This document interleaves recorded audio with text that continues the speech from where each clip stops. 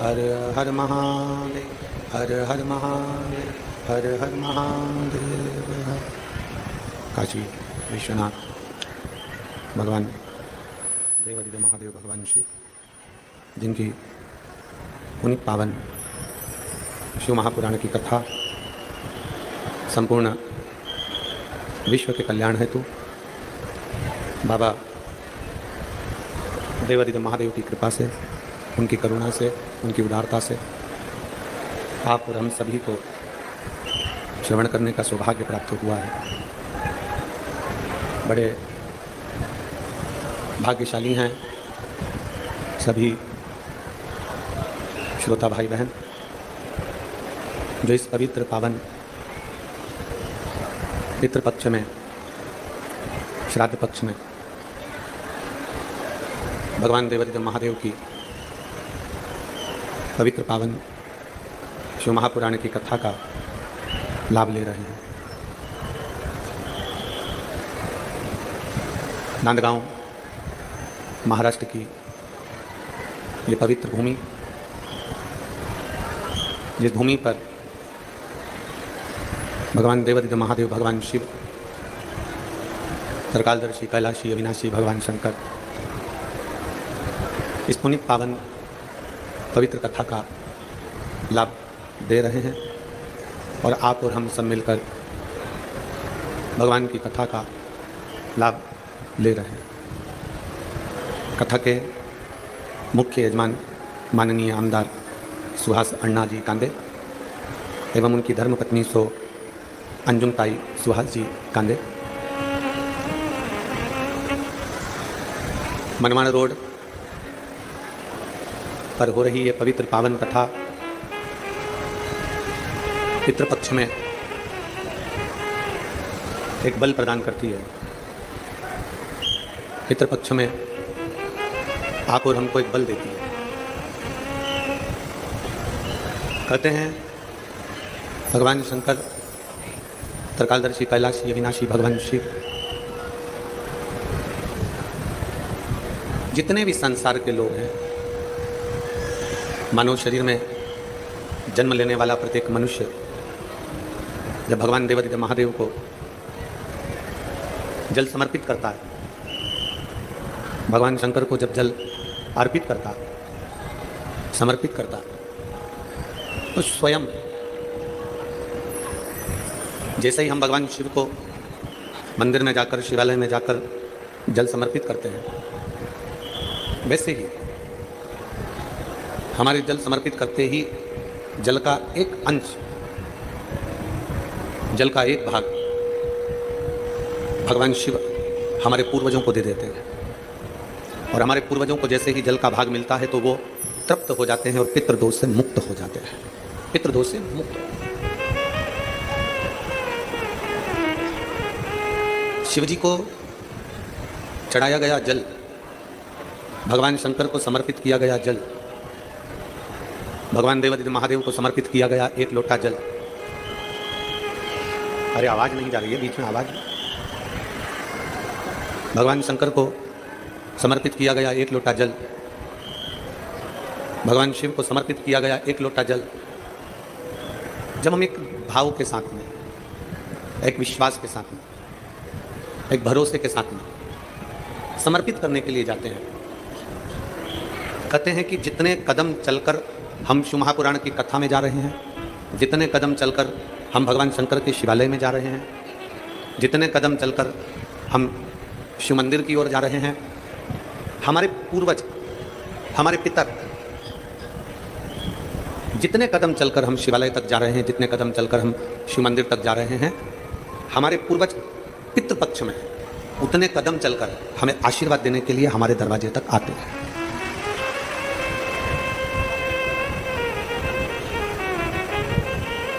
आप शंकर को रिझाने के लिए, हमने पहले भी कथा में बहुत कहा और आज फिर कहते हैं कि शिव को रिझाने के लिए बहुत आडंबर की जरूरत है। शिव को रिझाने के लिए बहुत सारा दिखावा की जरूरत नहीं। निर्मल मन सो मोहि पावा, मोहि छल छिद्र कपट ना। भगवान शंकर को रिझाना, भगवान शंकर को अपना बना लेना, भगवान शंकर को अपना कर लेना सबसे सरल है। ब्रह्मा ब्रह्म लोक में रहते हैं, भगवान विष्णु बैकुंठ लोक में रहते हैं। ब्रह्मा ब्रह्म लोक में है, भगवान विष्णु बैकुंठ लोक में है, और मेरा शिव, मेरा ओघड़दानी इस मृत्यु लोक में है, पृथ्वी पर। मेरे भोले बाबा मेरे साथ में इस पृथ्वी पर विराजमान है। लंकाधिपति रावण ने भगवान शिव से 3 प्रश्न किए थे, उन प्रश्नों में से एक प्रश्न भगवान शंकर से लंकाधिपति रावण ने किया था। लंकाधिपति रावण ने भगवान शंकर से 3 प्रश्न किए थे, उस प्रश्न में से एक प्रश्न है लंकाधिपति रावण का भगवान शंकर से कि हे भोलेनाथ, हे त्रिकालदर्शी, हे कैलाशी, हे अविनाशी, हे शिव, हे शंभु, मेरा आपसे इतना सा निवेदन है कि सारे देवता, कोई ब्रह्मलोक में, कोई इंद्रलोक में, कोई गरुण लोक में, कोई वरुण लोक में, कोई पाताल लोक में, कोई कहीं, सारे देवता विराजमान हैं। सारे देवता किसी न किसी लोक में विराजमान हैं। लंकाधिपति रावण ने भगवान शंकर से प्रश्न किया कि आपको ब्रह्मलोक ठीक नहीं लगा, आपको बैकुंठ लोक ठीक नहीं लगा, आपको पाताल लोक ठीक नहीं लगा, आपको गरुण वरुण लोक ठीक नहीं लगा, आपको पितृलोक ठीक नहीं लगा। आप अगर विराजमान हुए हैं, आप अगर रह रहे हैं तो इस मृत्यु लोक में रह रहे, इस पृथ्वी पर। क्यों, किस लिए? बहुत ध्यान लगाकर कथा सुनना, क्योंकि आज देवादिदेव महादेव की रवि प्रदोष है, और रवि प्रदोष के दिन की कथा आपको मिल रही है, इससे बढ़कर सौभाग्यशाली दुनिया में नहीं हो सकती। आज रवि प्रदोष है, कल सोमवार की पितृपक्ष की शिवरात्रि है। हमने कथा के प्रथम दिवस में कहा था कि आमदार माननीय सुहास जी अण्णा जी, श्रीमती अंजुम ताई सुहास जी अण्णा जी, सुहास जी कांदे जी, इनको धन्यवाद देता हूं और आप सबको धन्यवाद देता हूं कि यह कथा पितृपक्ष की ऐसे समय की मिली है जिसमें एकादशी भी पड़ रही है, प्रदोष भी पड़ रहा है, और मासिक शिवरात्रि भी पड़ रही है, और पितृपक्ष पड़ रहा है, जिसमें आप और हम इस कथा का लाभ ले सकें, अपने जीवन को हम सार्थक बना सकें। रवि प्रदोष है, रविवार। बहुत ध्यान लगाकर सुनिएगा, बड़े दिल से, बहुत दूर दूर से आप लोग आए हैं, भाव से कथा कर इस तत्व ग्रहण करिए। लंकाधिपति रावण, लंकाधिपति लंकेश भगवान शिव से कह रहे हैं कि भोले बाबा, शंभु, त्रिकालदर्शी, कैलाशी, अविनाशी, हे शिव, हे शंकर, आप करुणा कर मुझे एक बात बता दीजिए। ब्रह्मा ब्रह्म लोक में रह रहे हैं, भगवान विष्णु बैकुंठ लोक में रह रहे हैं, इंद्र लोक में रह रहे हैं, गरुण गरुण लोक में, वरुण वरुण लोक में, सब कहीं ना कहीं विशेष लोक में सबका निवास है, विशेष लोक। पर हे शिव, हे शंकर, हे ओघड़दानी, आप किसी विशेष लोक में ना जाकर आप मृत्यु लोक के अधिपति क्यों बने?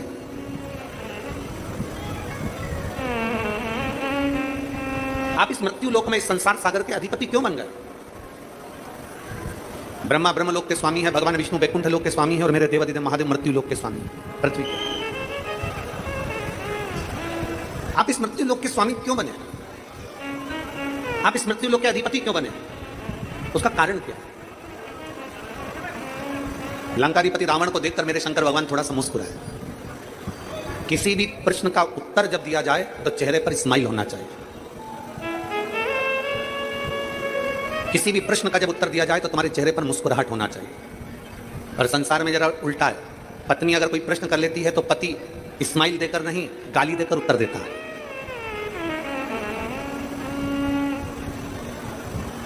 और अगर पति ने पत्नी से अगर प्रश्न कर लिया तो पत्नी उत्तर देती है तो मुंह फुलाकर उत्तर देती है। थोड़ा उल्टा है।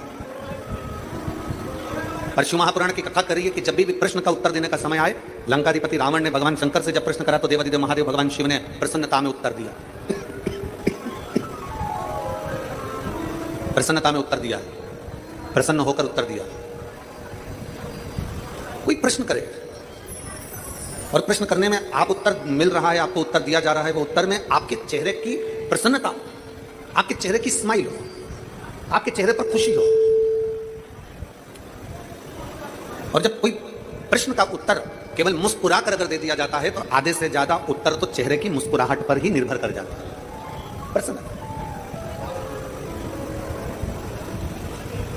कहा, बाबा भोलेनाथ जी ने तुरंत उत्तर दिया, लंकाधिपति रावण सुन, ब्रह्मा जी को ब्रह्मलोक पसंद है, भगवान विष्णु को वैकुंठ लोक पसंद है, इंद्र को इंद्र लोक पसंद है, गरुण को गरुण लोक पसंद है, वरुण को वरुण लोक पसंद है। पर सुन लंकाधिपति रावण, मुझे मृत्यु लोक इसलिए पसंद है क्योंकि ब्रह्म लोक में कोई भगवान का भजन नहीं करता, वैकुंठ लोक में कोई भगवान का भजन नहीं करता, इंद्र लोक में कोई भगवान का भजन नहीं करता, गरुण वरुण लोक में कोई भगवान का भजन नहीं करता। केवल एक मृत्यु लोक ऐसा है, शंकर जी कहते हैं, यहां जन्म लेने वाला मनुष्य मुख से आते जाते कम से कम भगवान का नाम ले लेता है, इसलिए मुझे मृत्यु लोक, इसलिए मुझे ये मृत्यु लोक अति प्रिय है। मृत्यु लोक का रहना अति प्रिय लगता है, अति प्रिय। और आते भी राम कहो, जाते भी राम कहो, सुबह और शाम कहो, जय जय सीता राम।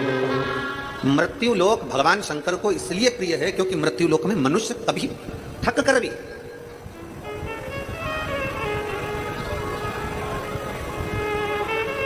जरूरी नहीं है कि आप बहुत घंटों तक माला पकड़कर बैठेंगे तो भगवान मिलेंगे, ना ना ना ना। एक बार देवऋषि नारद को अहंकार आ गया, और देवऋषि नारद को जब अहंकार आया और देवऋषि नारद को अहंकार आकर देवऋषि नारद ने कहा भगवान नारायण से कि मेरे बराबर आपका नाम कोई नहीं जपता होगा, मैं जितना भजन करता हूं आपका उतना कोई भजन नहीं करता होगा, जितना भजन कर रहा हूं आपका उतना कोई भजन नहीं करता होगा, जितना मैं नाम जप रहा हूं उतना कोई नाम नहीं जपता होगा, जितना मैं स्मरण कर रहा हूं उतना कोई स्मरण नहीं करता होगा, उतना कोई नहीं भजता होगा। भगवान नारायण ने देवऋषि नारद के हाथ में एक कटोरा दे दिया खीर का, और खीर का कटोरा देकर कहा, नारद जी ये खीर का कटोरा लेकर जाओ, ये भगवान शंकर के पास दे देना। नारद जी खीर का कटोरा लेकर चले, खीर का कटोरा लेते लेते लेते लेते लेते लेते देखते देखते शंकर जी को जाकर खीर का कटोरा दे दिया। जब खीर का कटोरा देव महादेव को प्राप्त हुआ, भगवान नारायण वापिस नारद जी को बुला लिए और नारद जी से पूछा क्या कर रहे थे नारद? नारद कहते हैं प्रभु मेरे ये कह रहा था कि जितना भजन में करता हूं, जितना कीर्तन में करता हूं, जितना मंत्र जाप में करता हूं, जितना नाम जाप में करता हूं, उतना संसार का कोई व्यक्ति नहीं करता। किसान घर से निकलता है, राम कहता है, घर में जाता है तो थक कर राम कहता है। मुझे देखो, एक मजदूर राम का नाम 1 या 2 बार लेता है। मुझे देखो, मैं दिन भर भगवान का भजन करता हूं, मैं दिन भर भगवान का कीर्तन करता हूं, मैं भगवान का दिन भर नाम स्मरण करता हूं, मैं दिन भर भगवान का नाम जाप करता हूं। इतने में भगवान नारायण ने नारद जी से कहा, देख वो जमीन में फसल बोने वाले उस किसान को, किसान खेती कर रहा है, थक गया, बैठ गया और मुख से उसने कहा हे राम। थक कर बैठ कर कह रहा है हे राम, हे राम। नारद जी ने कहा वही तो हम कह रहे हैं प्रभु, वही तो हम कह रहे हैं। आप देखिए, ये थक कर एक बार हे राम कह रहा है और हम दिन भर श्रीमन नारायण करते हैं। भगवान नारायण ने कहा, नारद मैंने मृत्यु लोक में जन्मे हुए इस किसान को, मृत्यु लोक में जन्मे हुए व्यक्ति को, मृत्यु लोक में जन्म लेने वाले मनुष्य को काम दिया था कि अपने घर में रहकर अपने परिवार का भरण पोषण करना और मेरा नाम जपना। तुझे भी मैंने काम दिया था खीर का कटोरा शंकर जी को देकर आना। तू बता कि खीर का कटोरा जब शंकर जी को देने के लिए गया तो तूने कितनी बार मेरा नाम लिया? इतने में नारद जी बोले नाम लेता तो खीर ही टपक जाती, अगर नाम लेता मैं तो खीर नीचे गिर जाती। मैंने आपका नाम नहीं लिया। नारद किसान, जमीन पर काम करता हुआ मजदूर, एक बार मेरा नाम लेता है और तुझे भी मैंने काम दिया और तू एक बार नाम नहीं लिया। अब नारद तू बता कि वो संसार में रहने वाला मनुष्य बड़ा कि तू बड़ा? दोनों में बड़ा कौन?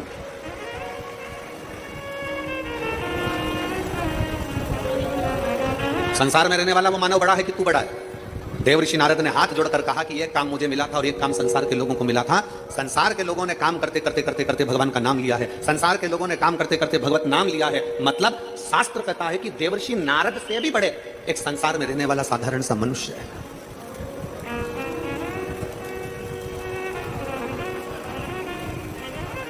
आप जितनी संख्या में बैठे हो ना, लाखों की संख्या है, पंडालों में जगह नहीं है। पंडालों के बाहर आप लोग बैठे हुए अपना छाता लगाकर बड़े प्रेम से पानी की 2 बोतल रखकर आप कथा का रिश्ता ग्रहण कर रहे हो। आवाज ऐसी लग रही रुकी रुकी सी, गला पकड़ रहा है। थोड़ा सेटिंग तो करो उसको। आप जितनी संख्या में बैठे हो,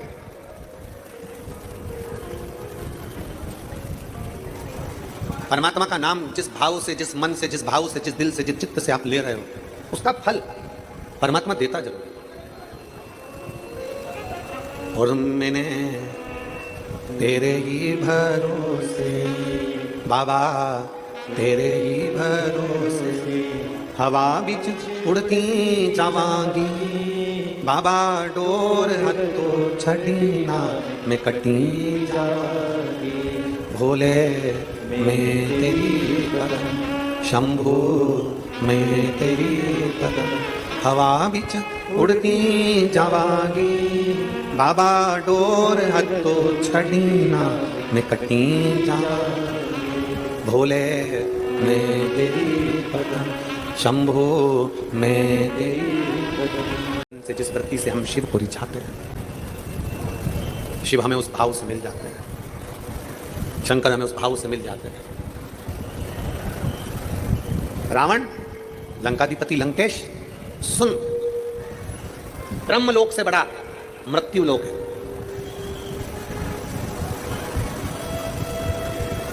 इंद्र लोक से बड़ा मृत्यु लोक है।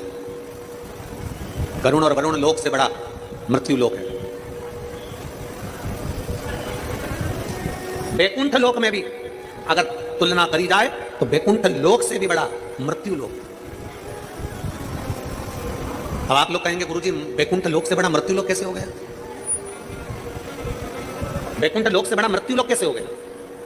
अभी अभी आप लोग थोड़ी देर बाद अगर कोई सुन रहे होंगे तो कई लोग कहेंगे कि बताओ, सीवर वाले महाराज ने कह दिया कि ब्रह्म लोक से बड़ा मृत्यु लोक, इंद्र लोक से बड़ा मृत्यु लोक, गरुण लोक से बड़ा मृत्यु लोक, वरुण लोक से बड़ा मृत्यु लोक, पाताल लोक से बड़ा मृत्यु लोक, बैकुंठ लोक से बड़ा मृत्यु लोक। आखिर बैकुंठ लोक से बड़ा मृत्यु लोक सीवर वाला महाराज तुमने कैसे कहते? उसका केवल एक कारण है, मरने के बाद कहां जाते हो?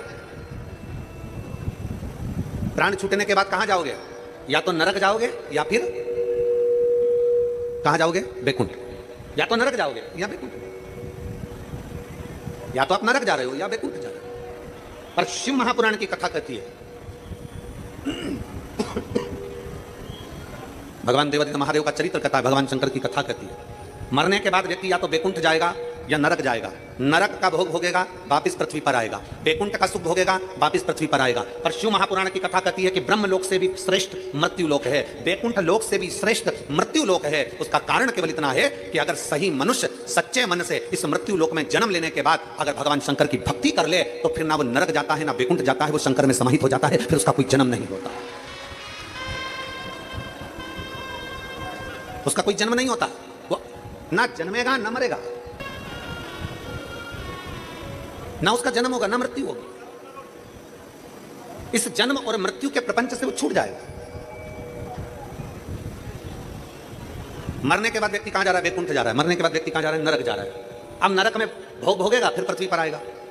बैकुंठ का सुख भोगेगा, फिर पृथ्वी पर आएगा। मतलब आना उसको मृत्यु लोक में ही पड़ेगा। तो सारे लोकों से भी सुंदर अगर लोक है तो ये पृथ्वी है, सारे लोकों से भी सुंदर है तो ये मृत्यु लोक है। और मृत्यु लोक में आने के बाद अगर आपने दिल से शंकर की भक्ति कर ली, दिल से शिव की आराधना कर ली, दिल से भगवान शंकर का भजन कर लिया, दिल से भगवान शंकर की भक्ति में डूब गए, दिल से अगर भगवान शंकर की आराधना में डूब गए, तो याद रखना, ना आपको बैकुंठ की जरूरत है, ना आपको नरक की जरूरत है। फिर मृत्यु लोक में रहने पर तुम्हारी भक्ति के बल पर तुम भगवान में समाहित हो जाओगे। ना नरक ना बैकुंठ, कोई भोग नहीं भोगना है। फिर तुम भगवान के हो गए, परमात्मा के हो गए, परमात्मा तुम्हारा हो गया, फिर कोई जन्म नहीं हुआ, फिर सीधे मोक्ष। फिर इसको कहते सीधे मोक्ष, कोई जन्म नहीं।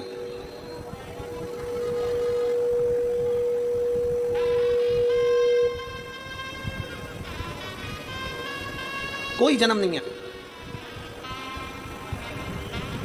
संसार सागर में आकर सबको देखिए, फिर जन्म का कोई सार्थकत्व नहीं। वो कहते हैं ना,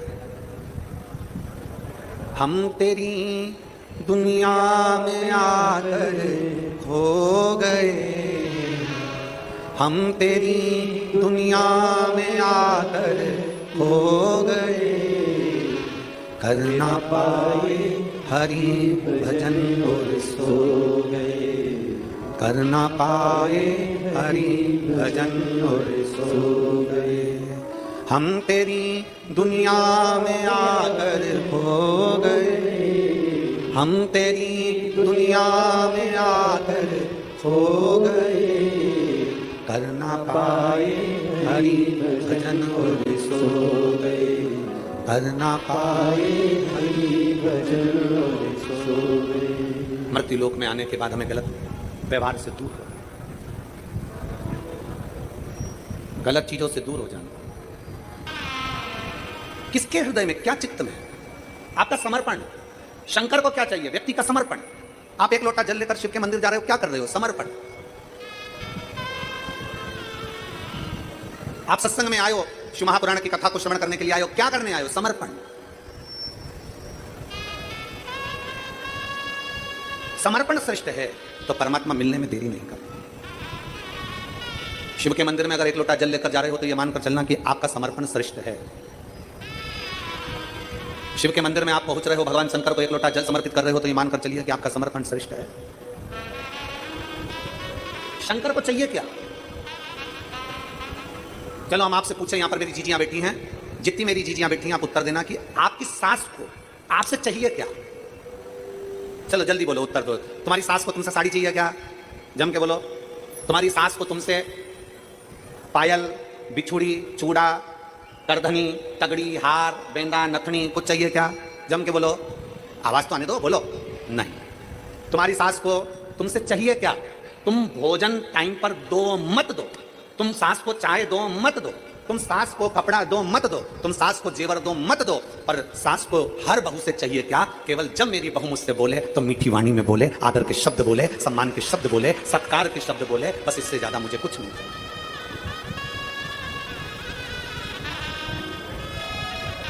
मेरी बहू मुझसे आदर के शब्द बोले, मेरी बहू मुझसे सत्कार के शब्द बोले, मेरी बहू मुझसे सम्मान के शब्द बोले, जब बोले रोटी दे ना दे चलेगा, चाय दे ना दे चलेगा, भोजन दे ना दे चलेगा, पर आदर के शब्द, सम्मान के शब्द हो, सत्कार के शब्द हो।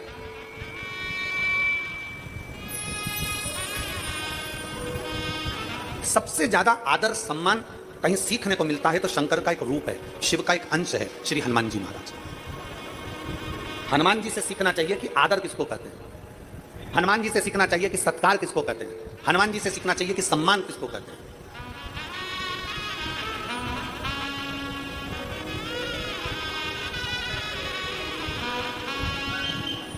जिस व्यक्ति ने हनुमान जी की माता को, माता अंजना को विष दे दिया हो, और तो भी श्री हनुमान जी महाराज उसका आदर कर रहे हो, जरा ध्यान दे कथा पर। आप सबने कथा सुनी होगी, कथा का स्मरण आपकी चित्तवृत्ति में होगा। कथा में आप लोगों ने ध्यान दिया होगा तो एक स्मरण में आता होगा, दो ऐसे थे जो जन्म से कुंडल लेकर पैदा हुए थे। दो, हमारा शास्त्र कहता है कि दो मृत्यु लोक पर ऐसे जन्मे, ऐसा अवतरण हुआ उनका, ऐसा जन्म हुआ उनका कि वो कान में कुंडल लेकर जन्मे। पहले नंबर पर हनुमान जी महाराज, दूसरे नंबर पर राजा कर्ण। हनुमान जी महाराज भी कानों में कुंडल पहनकर जन्मे थे और राजा कर्ण भी कुंडल और कवच लेकर जन्मा। कुंडल कवच राजा कर्ण के पास भी थे और हनुमान जी के पास भी थे। हनुमान जी भी कुंडल पहनकर जन्मे तो राजा कर्ण भी कुंडल पहनकर जन्मा। हनुमान जी के पास कुंडल कहां से आए, कहां से पहुंचे हनुमान जी के पास कुंडल? तो शास्त्र कहता है, हमारी शिव महापुराण वर्णन करती है, जब हनुमान जी महाराज अपनी माता अंजना के गर्भ में थे, क्योंकि माता अंजना के गर्भ से संतान नहीं हो रही थी, संतान नहीं थी। माता अंजना संतान नहीं, गर्भ से बड़ी दुखी थी। माता अंजना इतनी दुखी कि कई साल अंजना माता के निकल गए पर गर्भ से संतान नहीं। माता अंजना अपने पिता गौतम बाबा के पास में पहुंच गई और गौतम ऋषि से जाकर माता अंजना ने हाथ जोड़कर प्रार्थना करी, पिताजी मेरे मन में एक संशय है। क्या संशय है? पिताजी मेरे मन में संशय यह है कि मेरे गर्भ से औलाद नहीं है, मेरे गर्भ से संतान नहीं है, मेरे गर्भ से औलाद नहीं है। अंजना माता ने गौतम ऋषि के हाथ जोड़कर अपने पिता के चरणों को नमन कर कहा कि मेरे गर्भ से औलाद नहीं, मेरे गर्भ से संतान नहीं। तब श्री गौतम ऋषि ने अंजना माता से कहा कि पार्थिव शिवलिंग का पूजन करो और पार्थिव शिवलिंग का पूजन करते करते तुम संतान की प्राप्ति कर सकती हो। सारी समस्या का हल, जम के बोलो जरा, सारी समस्या का हल एक लोटा जल। दुनिया में ऐसी कौन सी समस्या है जिसका हल शिव के पास नहीं? बस दिल से उसको रिझाने वाला चाहिए, दिल से उसको मनाने वाला चाहिए, दिल से। अगर दिल से रिझाने वाला है, दिल से मनाने वाला है, तो शिव आपके करीब में है, शंकर आपके नजदीक में है। अंजना पार्थिव शिवलिंग का निर्माण करो, पार्थिव शिवलिंग का निर्माण कर पूजन करो। अंजना माता ने पार्थिव शिवलिंग का निर्माण कर पूजन करना प्रारंभ करा। पार्थिव शिवलिंग का निर्माण करते करते पूरा 1 वर्ष अंजना माता का नियम था, मासिक शिवरात्रि आती थी और पार्थिव शिवलिंग का पूजन करती थी। मासिक शिवरात्रि आती, प्रतिदिन भगवान शंकर की आराधना में लीन होती जाती, मां शिवलिंग की आराधना में डूब गई, भगवान शंकर की आराधना में डूब गई मां। जितने इस पवित्र पावन प्रांगण में बैठकर कथा सुन रहे हैं नांदगांव की इस भूमि पर, और जितने लोग आस्था चैनल पर, फेसबुक यूट्यूब पर कथा श्रवण कर रहे हैं, ध्यान रखना, कल जो शिवरात्रि है वो शिवरात्रि तुम्हारी चूकना नहीं चाहिए। पितृदोष, आहु दोष, वासुक दोष, वास्तु दोष, दुनिया में तुम्हारे हाथ से कोई भी दोष हो गया है, कल की शिवरात्रि एक ऐसी शिवरात्रि रहती है पितृपक्ष की, और वो भी सोमवार के दिन पड़ रही है। ऐसी शिवरात्रि होती है जिसका केवल स्मरण मात्र कर लेने से हमारे सारे दोष समाप्त हो जाते हैं। आपको हमने बताया था कि अगर विवाह नहीं हो रहा हो तो घृत का प्रयोग, संतान की प्राप्ति नहीं हो रही हो तो घृत का प्रयोग। और एक बात और कहना चाहेंगे, जो बच्चा आगे बढ़ना चाहता है, जिसने सोच लिया कि मुझे कुछ करना है, और करता कौन है? कोई अलग से भगवान किसी को पैदा करके संसार में नहीं भेजता, अपनी क्वालिटी अपने को खुद निखारना पड़ता है। बाद में आमदार, बाद में विधायक, बाद में पहले महाराष्ट्र केसरी रह चुके हैं।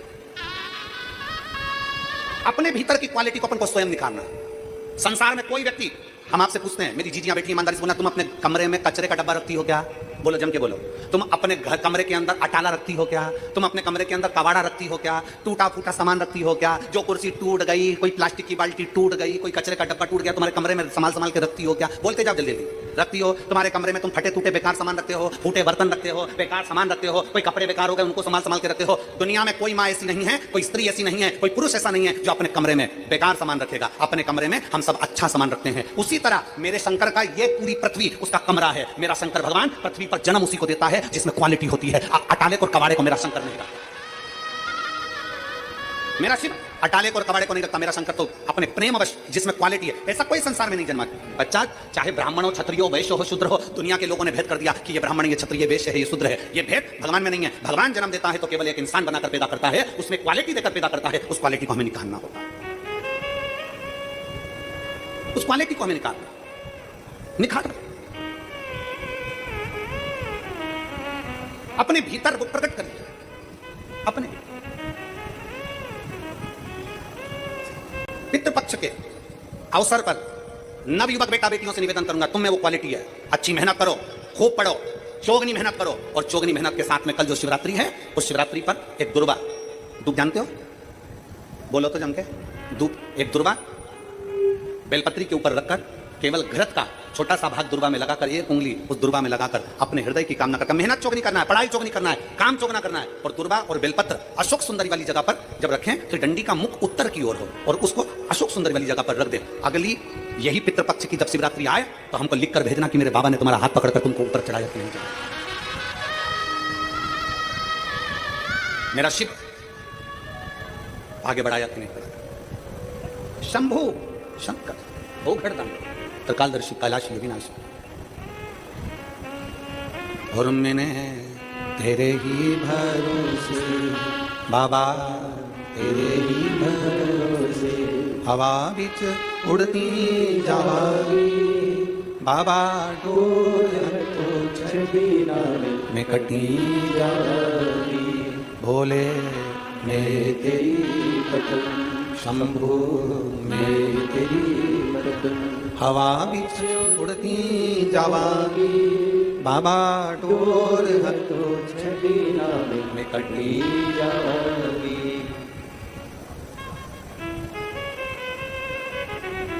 और मेरे भोले तेरा सहारा है, मेरे भोले तेरा सहारा है, मेरी नैया का तू किनारा है, मेरी नैया का तू किनारा है। मेरे बाबा तुझे पुकारा है, मेरे बाबा तुझे पुकारा है, मेरी नैया का तू किनारा है, मेरी नैया का तू किनारा है। गौतम बाबा ने कह दिया माता अंजना को, हे अंजना तुम पार्थिव शिवलिंग का पूजन करो, पार्थिव शिवलिंग का पूजन कर कर भगवान शंकर की आराधना करो, संतान होगी ये निश्चित है।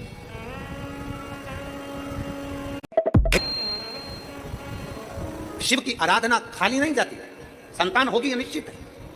अंजना माता ने शंकर की आराधना करना प्रारंभ कर दिया। अंजना माता का गर्भ ठेर गया, गर्भ ठेरा। बाली सुग्रीव का भाई बाली ब्रह्मा जी की आराधना कर रहा था और ब्रह्मदेव से बाली ने कहा, ब्रह्मा जी से बाली ने कहा कि मैं शूरवीरों में वीर हूं, प्रबल हूं। ब्रह्मा जी ने कहा मांग ले तुझे और कुछ चाहिए? नहीं नहीं, मैं शूरवीरों में वीर हूं, बलवान। ब्रह्मा जी जाते जाते एक बात बाली को कह गए, बाली तू वीरों में वीर होगा, पर तुझसे ज्यादा वीर, तुझसे 10,000 गुना ज्यादा बल वाला बालक अंजना के गर्भ में आ गया है। और सुन बाली, तेरे प्राण उसी के मार्गदर्शन में छूटेंगे। बाली ने कहा मेरे को मारने के लिए प्लान किया गया, मैं अंजना का गर्भ नहीं रहने दूंगा। राजा केसरी को और माता अंजना को भोजन करने के लिए बुला लिया राजा बाली ने। बाली ने जब भोजन करने के लिए बुलाया, 5 धातुओं को पिघलाकर, उस 5 धातु को पिघलाकर उसका एक विष बनाया और विष बनाकर अंजना के भोजन में खिला दिया। माता अंजना के भोजन में जैसी विष गया, उस विष से अंदर बैठे हुए शिशु का, बच्चे का, गर्भ में पड़े बच्चे का कुछ नहीं बिगड़ा, कुछ भी नहीं। राजा बाली ने मालूम करा, बाली को मालूम पड़ा कि ये अंजना का गर्भ तो गिरा नहीं, अंजना का गर्भ तो नष्ट नहीं हुआ। बाली ने फिर भोजन पर बुलाया राजा केसरी को और माता अंजना को, फिर 5 धातु का विष बनाकर 5 धातु का विष फिर पिला दिया, कुछ नहीं हुआ, कुछ नहीं हुआ। अब की बार जो विष पिलाया गया था वो ऐसा विष था कि एक अंश मात्र, वो 5 धातु के विष से एक अंश मात्र भी अगर किसी को पिला दिया जाए तो उसके 10,000 बच्चे मर सकते थे एक साथ, पर अंजना पर और उस बच्चे पर कोई फर्क नहीं पड़ा। आखिरी में अंजना माता के गर्भ से बच्चे ने जन्म लिया और वो बालक साधारण नहीं था, क्योंकि जो गर्भ में बालक था वो हनुमान कौन है? कौन है वो? शंकर का रूप। जब शंकर विष पीना जानते हैं तो हनुमान शंकर के रूप थे, इसलिए गर्भ में जो विष आ रहा था हनुमान जी महाराज उस विष को पकड़कर अपने गालों के पास ले जाते थे, इसलिए वो धातु पंच धातु का। आखिरी में हुआ क्या, हनुमान जी जब जन्मे तो वो पंच धातु का जो विष था वो हनुमान जी के कान के कुंडल के रूप में उनके साथ प्रकट हो गया।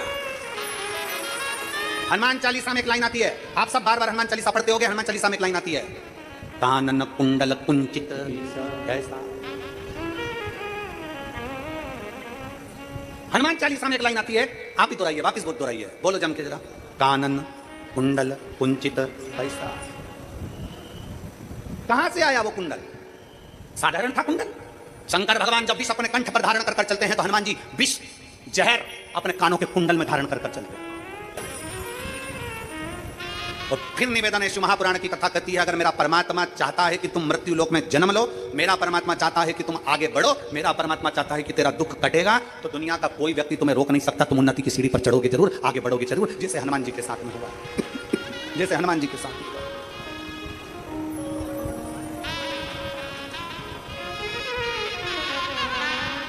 और शंभु शरणे पड़ी मांगू घड़ी रे घड़ी दुख काटो दया करीने दर्शन ओ शंभु शरणे पड़ी मांगू घड़ी रे घड़ी दुख काटो दया करीने दर्शन ओ। एक विश्वास के साथ,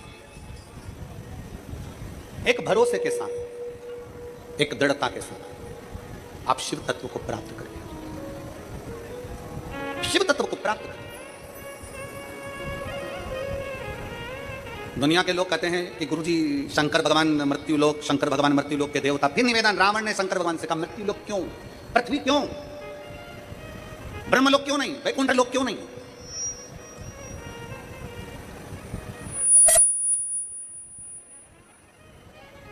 आखिर ब्रह्मलोक क्यों नहीं, वैकुंठ लोक क्यों नहीं, मृत्यु लोक ही क्यों? तो फिर निवेदन है, रावण को भगवान शंकर ने कहा कि वैकुंठ लोक से बड़ा मृत्यु लोक है, ब्रह्मलोक से बड़ा मृत्यु लोक है, देवलोक से बड़ा मृत्यु लोक है। आप सबसे निवेदन है, पृथ्वी पर आने के बाद दुखी मत हुआ करो, पृथ्वी पर जन्म लेने के बाद दुख मत मनाया करो कि मैं बड़ा दुखी हूं, मैं बड़ा दुखी। ना ना, पृथ्वी पर जन्मे हो ना, इसलिए भगवान को धन्यवाद दिया करो कि तेरी कृपा से मुझे जन्म मिला इस मृत्यु लोक में, तेरी कृपा से मुझे मृत्यु लोक में जन्म मिला, और मृत्यु लोक में जन्म मिला और वो भी मानव का शरीर मिला, और मानव का शरीर मिला और तेरी कृपा ऐसी हुई कि नांदगांव में शिव महापुराण की कथा श्रवण करने को मिली। ये जीवन है मानव का, ये आनंद है। जितने बैठे हो विश्वास के साथ, भरोसे के साथ, दृढ़ता के साथ, एक लगन लगाकर आप भगवान शंकर की कथा में विराजमान हो। आप शंकर की कथा में बैठे हो। कल एकादशी थी, आज प्रदोष है और कल शिवरात्रि है और पितृपक्ष है। आपका विश्वास मेरा भोले बाबा टूटने नहीं देगा। तुम जिस भाव से झोली लेकर आए हो वो भर कर लेकर जरूर जाओ, टूटने नहीं देगा।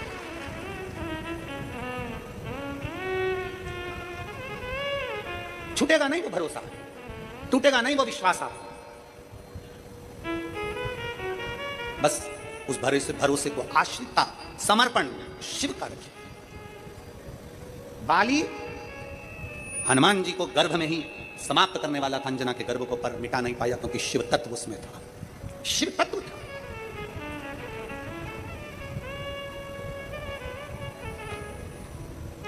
शिव तत्व। और जब भगवान शंकर आपके भीतर विराजमान है, शिव तत्व आपके भीतर है, तो फिर कहां भटको, कहां भटको?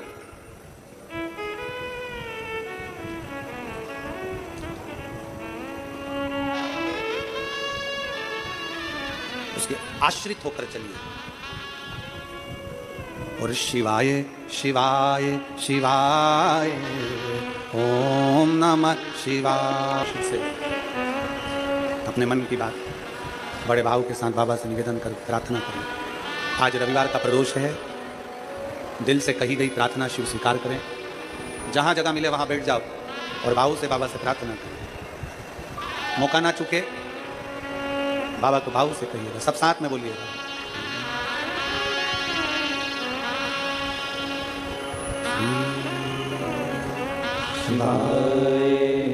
नमस्ते श्री शिवाय नमस्ते श्री शिवाय नमस्ते श्री शिवाय नमस्ते श्री शिवाय नमस्ते। भोला सब दुख काटो मारा, ओ भोला सब दुख काटो मारा। शिव कर जपूं तेरी माला, भोले बाबा जपूं तेरी माला। भोला सब दुख काटो मारा, ओ भोला सब दुख काटो मारा। देश है मंगल मंगलकारी, देश है मंगल मंगलकारी। शमशान वासी हमारा, शमशान वासी हमारा। ओ भोला सब दुख काटो मारा, ओ भोला सब दुख काटो मारा। भगवान देवज्ञ महादेव का चरित्र कह रहा है। भगवान शंकर की कथा कह रही है, शिव महापुराण वर्णन कर रही है, शिव तत्व कह रहा है।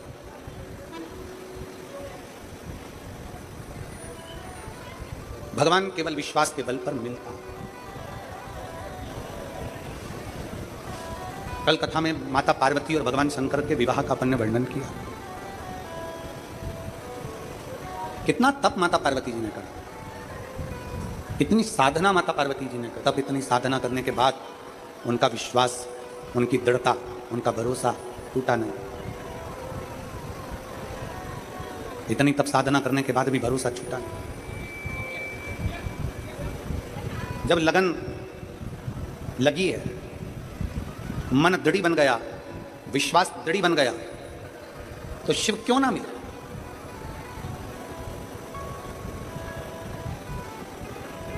हमारे भीतर की लगन जब पूर्ण तरह से शंकर के ऊपर आश्रित हो जाए, शिव क्यों ना मिले।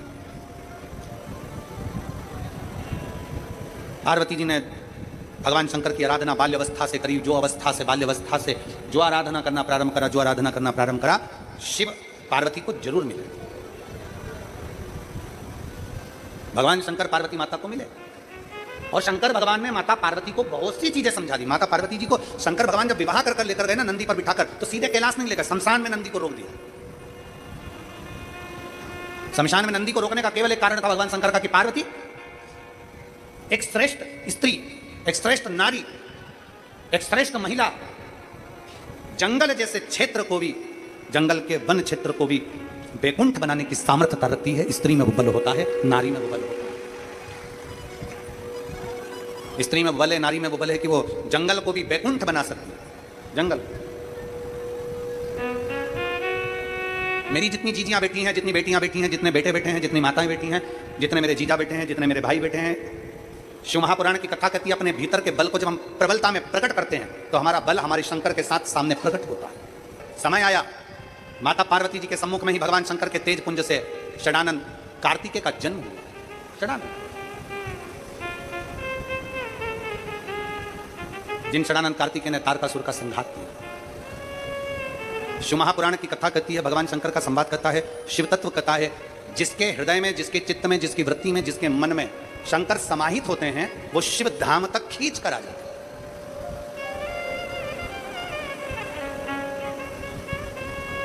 फिर निवेदन है, अच्छा व्यक्ति और शिव महापुराण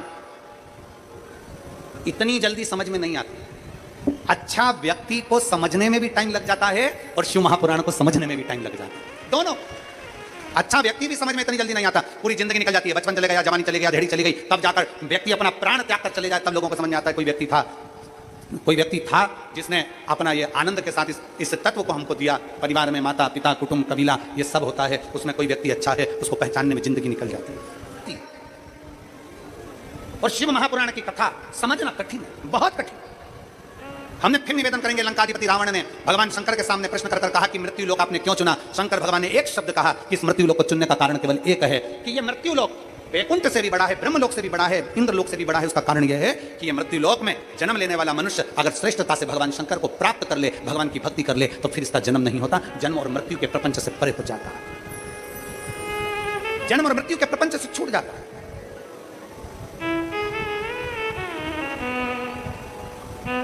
जन्म मृत्यु के प्रपंच से दूर हो जाता है। दूसरा प्रश्न लंकाधिपति रावण ने भगवान शंकर से कहा। दूसरा प्रश्न, 3 प्रश्न लंकाधिपति रावण ने भगवान शिव से करे, 3 प्रश्न, और 3 प्रश्न में दूसरा प्रश्न लंकाधिपति रावण ने भगवान शंकर से फिर करा। बाबा, हे ओघड़दानी, हे त्रिकालदर्शी, है कैलाशी, है विनाशी, है शिव, हे ओघड़ी, मेरा दूसरा प्रश्न यह है, मान लो संसार में मृत्यु लोक में किसी का जन्म हो गया, मान लो मृत्यु लोक में कोई जन्म ले लिया, मृत्यु सागर में अगर कोई पैदा हो गया, और मान लो मृत्यु लोक में अगर कोई जन्म ले लिया, मृत्यु सागर में अगर कोई पैदा हो गया, और मान लो उसने शंकर की भक्ति नहीं करी। अब इस बात को जरा बहुत ध्यान से समझिएगा।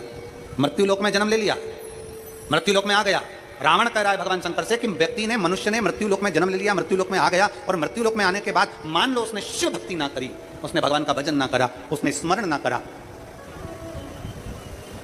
तो क्या पृथ्वी पर जन्म लेने वाला वो मानव आखिरी में नरक का भोग भोगता है? आखिरी में नरक का भोग भोगता है? भगवान देवादिदेव महादेव फिर मुस्कुराए, बस मेरे शिव फिर मुस्कुराए। अभी आपको कथा के माध्यम से कहा था कि प्रश्न कोई भी हो उसका उत्तर मुस्कुरा कर दिया जाए, प्रश्न कोई भी हो उसका उत्तर मुस्कुरा कर दिया जाए। शंकर भगवान फिर मुस्कुराए और मुस्कुराकर बाबा देवादिदेव महादेव ने कहा, सुनो लंकाधिपति रावण, 21,600 श्वास मनुष्य के शरीर से प्रतिदिन निकलती है। 3.5 करोड़ रोम छिद्र इस मनुष्य के शरीर में होते हैं, 3.5 करोड़।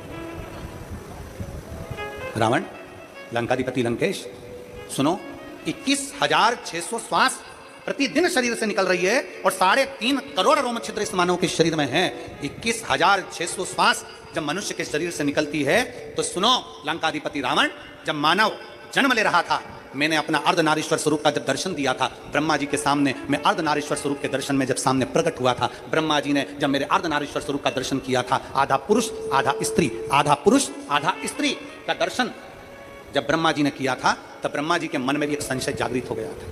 ब्रह्मा जी के मन में एक संशय जागृत हो गया था। ब्रह्मा जी मेरा अर्धनारीश्वर स्वरूप का दर्शन कर रहे थे, मेरा आधा पुरुष आधा स्त्री का दर्शन करते करते ब्रह्मा जी के मन में एक भाव जागृत हो गया था और ब्रह्मा जी के हृदय में जब चित्त में भाव जागृत हुआ तो मैंने उनको मुस्कुराकर उत्तर दिया था, ब्रह्मा तुम मेरे अर्धनारीश्वर स्वरूप का दर्शन कर मुस्कुरा रहे हो, मेरे अर्धनारीश्वर स्वरूप का दर्शन कर हंस रहे हो, ब्रह्मा तुम मेरे अर्धनारीश्वर स्वरूप का दर्शन कर मुस्कुरा रहे हो, क्या कारण है? ब्रह्मा जी कहते हैं, प्रभु आपने अर्धनारीश्वर स्वरूप का दर्शन देकर यह बता दिया कि संसार का प्रत्येक मनुष्य, संसार में रहने वाला एक एक बच्चा आपकी ही संतान होगा। तो मुझे हंसी इस बात की आ रही है कि अगर संसार का प्रत्येक बच्चा आपका अंश होगा, आपका ही अंश होगा, तो फिर उसकी मुक्ति का केंद्र बिंदु क्या होगा? अगर उसने भजन नहीं करा, स्मरण नहीं करा, पुण्य नहीं करा, दान नहीं करा, सत्कर्म नहीं करा, मंत्र जाप नहीं करा, तो उसकी गति कैसे होगी? शंकर भगवान ने जो लंकाधिपति रावण से कहा, रावण ब्रह्मा के मन के संशय को मैंने मिटाया था, तेरे मन के संशय को मिटाता हूं और फिर कहता हूं, संसार में जन्म लेने वाले मनुष्य को मैंने एक वर प्रदान करा। मां के गर्भ में जब बच्चा आएगा एक पिंड की आकृति में आएगा और पिंड की आकृति में जब बच्चा मां के गर्भ में आएगा, जब बच्चा माता के गर्भ से जन्म लेगा, मां के गर्भ से जब वो जन्म ले लेगा, माता के गर्भ से जब वो बाहर निकल जाएगा, जन्म लेते से ही बच्चा जब श्वास लेना प्रारंभ करेगा, 21,600 श्वास प्रत्येक मनुष्य के शरीर से निकलेगी, तब भगवान शंकर कहते हैं, रावण लंकाधिपति मैंने जन्म लिए बच्चे के उस श्वास में ओम शब्द को अंकित कर दिया है, इसलिए जो जन्म लेता है वो जन्म से ही भगवान शिव का मंत्र जाप करना प्रारंभ कर देता है। एक होती है कर की माला, करमाला देखिए आप लोगों ने कि नहीं देखी? अरे बोलो तो जम के। एक होती है करमाला, हाथ से जपा जाता है। एक होती है मंत्रमाला, मुख से जपा जाता है। एक होती है घटमाला। घटमाला का मतलब है कि अपने जो श्वास निकल रही है, प्रत्येक श्वास में भगवान शंकर ने अपना ओम शब्द प्रदान कर दिया। आप उसको जप रहे हैं ना जप रहे हैं, आप उसे भज रहे हैं ना भज रहे हैं, तो भी आपकी श्वास में ओम नाद चल रहा है, ओम का शब्द चल रहा है, ओम शब्द चल रहा है। आप में से कई माताएं ऐसी बैठी हैं, कई भाई ऐसे बैठे हैं, कई बच्चे कई बेटियां ऐसी बैठी हैं, जरा कथा को सुन रहे होंगे तो उनके स्मरण में आएगा ये बात। जितने लोग आस्था चैनल पर सुन रहे हैं वो भी ध्यान लगाकर सुनना, और जितने लोग फेसबुक यूट्यूब पर सुन रहे हैं वो भी ध्यान लगाकर सुनना। कई लोग ऐसे हैं जिनके अंदर नेगेटिवता आती है। नेगेटिवता मतलब घर में बैठी बैठी सोचती थी कहीं मेरे बेटे के साथ कोई एक्सीडेंट तो नहीं हो जाएगा, कहीं मेरे पति को कुछ हो तो नहीं जाएगा। घर से निकल रही है पति के साथ और निकलते समय तैयार होते होते मन में भाव उत्पन्न हो गया, कहीं हम जा रहे हैं और कहीं एक्सीडेंट हो गया तो, मेरा देवर गया उसके साथ ऐसा हो गया तो, मेरी देवरानी गई है उसके साथ ऐसा हो गया तो, ट्रेन से जा रही है तो ट्रेन में कुछ हो गया तो, गाड़ी से जा रही है तो गाड़ी में कुछ हो गया तो, मोटरसाइकिल से गया तो मोटरसाइकिल में कुछ हो गया तो, रात्रि को सो रही है तो भी उसके अंदर नेगेटिवता है। और ऐसे कई लोग हैं, भले नादगांव में भले ना होंगे, हम नहीं जानते, पर ऐसे कई लोग हैं, कई लड़के हैं, कई लड़कियां हैं, कई बेटे हैं, कई बेटियां हैं, कई बहुएं हैं, कई सास हैं, कई ससुर हैं, कई माता हैं, कई पिता, कई पुरुषों के मन में आ जाता है मैं फसल बो रहा हूं और मुझे ऐसा लग रहा है कि बिल्कुल नहीं होगी, अब की बार तो पीक आएगी नहीं, अब की बार तो ऐसा होगा। नेगेटिव मंदिर में बैठी है तो भी नेगेटिव आ रही है, उसको लग रहा है कि कुछ गंदा, उसको गंदा समझ में आ रहा है, उसको लग रहा है कि कुछ गंदा है। पूजन करने बैठी है, देवी जी की आराधना कर रही है, भगवान की भक्ति कर रही है और उसके चित्त वृत्ति में कुछ गंदा आ रहा है, कुछ गंदे विचार आ रहे हैं, गंदी सोच आ रही है, अपने अंदर गंदे विचार, गलत सोच आ रही है। शिव महापुराण की कथा कहती है, शंकर भगवान का चरित्र कहता है, हफ्ते में एक दिन ऐसा बनाओ अपनी चंद्र नाड़ी को मजबूत करने का प्रयास करो। जब तुम्हारे गलत विचार आ रहे हो ना, गलत सोचने में आ रहे हो, उसके साथ ऐसा नहीं हो जाए, मेरे पति गए उनके साथ ऐसा नहीं हो जाए, मेरा बेटा स्कूल जा रहा है उसके साथ ऐसा नहीं हो जाए, मेरे साथ में ऐसा नहीं हो जाए। जरा सी हाथ दुखा तो लगा कि कहीं मुझे बड़ी बीमारी तो नहीं होगी, जरा सा एक छोटी सी भी फुंसी हो जाए ना, एक छोटी सी भी गांठ आ जाए शरीर में, तो ऐसा ना लगने लगे कि मुझे कहीं कैंसर जैसा रोग तो नहीं हो जाएगा, कहीं मुझे बड़ी बीमारी तो नहीं हो जाएगी, कहीं जरा सा किडनी में दिक्कत आई, पानी पीने में दिक्कत आई, कहीं आंखों में दिक्कत आई तो कहीं बड़ी बीमारी तो नहीं। नेगेटिवता, गलत सोच, गलत विचार, गलत दृष्टि। ऐसे कई लोग हैं जिनकी सोच में ये गलत चीजें आती रहती है। और प्रयास करना पितृपक्ष की आज रवि प्रदोष की इस कथा को सुनकर प्रयास कर देखना क्या करना है हमको। अगर ऐसे गलत विचार आ रहे हैं, गलत सोच आ रही, गलत दृष्टि आ रही, गलत विचार हमारे भीतर आ रहे हैं, गलत सोच हमारे भीतर आ रही है, तो एक काम करो, एक बेलपत्री लीजिए, सावधानी से समझ लेना, एक बेलपत्र लीजिए और उस बेलपत्र की ये जो दो डंडी है और एक बीच की डंडी है, इसके मध्य की जो जगह है, चैनल वाले अगर दिखा रहे होंगे तो आप लोगों के स्मरण में होगा, बीच की पत्ती और ये दो पत्ती के बीच में जो जगह होती है, इस बीच वाली जगह पर पीला चंदन म्यूचुअल फंड्स, स्टॉक्स, पूरे तरह से उसका लेपन कर लीजिए, पूरे तरह से पूरी चंदन से लेपन कर लो बीच की जगह को। बीच वाली पत्ती, दो पत्ती, उसके बीच की जो जगह है उसमें पीले चंदन का लेपन कर लीजिए। हफ्ते में एक बार आप करोगे, आपको दूसरे हफ्ते में मालूम पड़ जाएगा कि आपके अंदर की गलत सोच समाप्त हुई कि नहीं, गलत विचार समाप्त हुआ कि नहीं हुआ।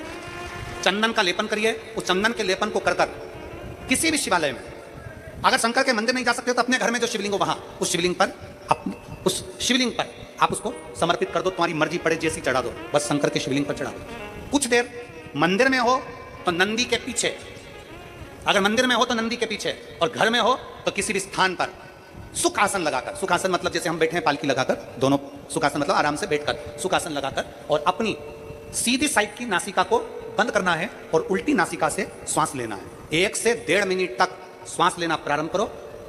अपने शरीर में एक चंद्र नाड़ी होती है।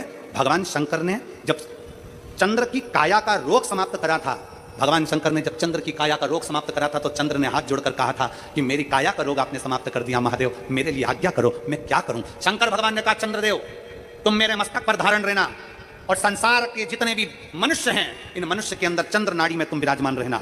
सुनो चंद्रदेव, जब मनुष्य गलत विचार करे, गलत सोच करे, गलत दृष्टि रखे, उस समय पर अगर तुम्हारी चंद्र नाड़ी प्रबल हो जाए तो उसकी बुद्धि में से गलत विचार समाप्त हो जाए, गलत विचार समाप्त। एक बेलपत्र लेना है, बीच वाली जगह में चंदन लगाकर शंकर जी को समर्पित करना है। घर हो, मंदिर हो, कम से कम 1.5 से 2 मिनट तक नासिका को बंद कर सीधे साइड की नासिका को बंद करना है, उल्टे साइड की नासिका से ही श्वास लेना है और छोड़ना है, फिर लेना है, फिर छोड़ना है, फिर लेना है, फिर छोड़ना है। 1.5 मिनट 2 मिनट तक आप करते रहिए। एक ही नासिका, इस नासिका को बंद ही रखना है, राइट को, लेफ्ट को खोल कर रखिए, और उसमें चंद्र नाड़ी जब हमारी प्रबल हो जाएगी 3 दिन के अंदर गलत सोच आना बंद हो जाएगी, गलत विचार आना बंद हो जाएगी। गंदा दिख रहा है, गंदा सोच रहे हैं, बेटा कॉलेज गया तो मन में आ गया, विचार में आ गया मेरे बेटे के साथ कुछ ना हो जाए, बेटी कहीं गई है तो गलत विचार आ गया, पति कहीं गया तो गलत विचार आ गया, अपन कहीं जा रहे हैं तो गलत विचार आ गया, हाथ दुख रहा है तो ऐसा लगने लगा कि शरीर में कोई बीमारी आ गई, जैसे ही शरीर में मुख में स्वाद नहीं आ रहा तो ऐसा लगा कि मेरे को बड़ी बीमारी हो गई, थोड़ी सी गठान हो गई तो मन में आया कि कैंसर जैसा रोग ना हो गया। गलत विचार, गलत सोच, गलत दृष्टि। आज के जमाने में हर व्यक्ति गलत सोच को अपनी बुद्धि में भर रहा है। उसका कारण है उसकी चंद्र नाड़ी प्रबल नहीं हो पा रही है। चंद्र नाड़ी को सक्रिय करने का प्रयास करिए। जब सक्रिय कैसे करेंगे, हमारी सीधी नासिका को हम बंद करेंगे, उल्टी नासिका से ही श्वास लेंगे। 1 से 1.5 मिनट 2 मिनट तक आप प्रतिदिन करना प्रारंभ करिए। 5 दिन 4 दिन 3 दिन के अंदर गलत सोच आना बंद हो जाएगी और आप अपने वापस स्वस्थ हो जाओगे। चंद्र नाड़ी को प्रबल करिए। एक पत्र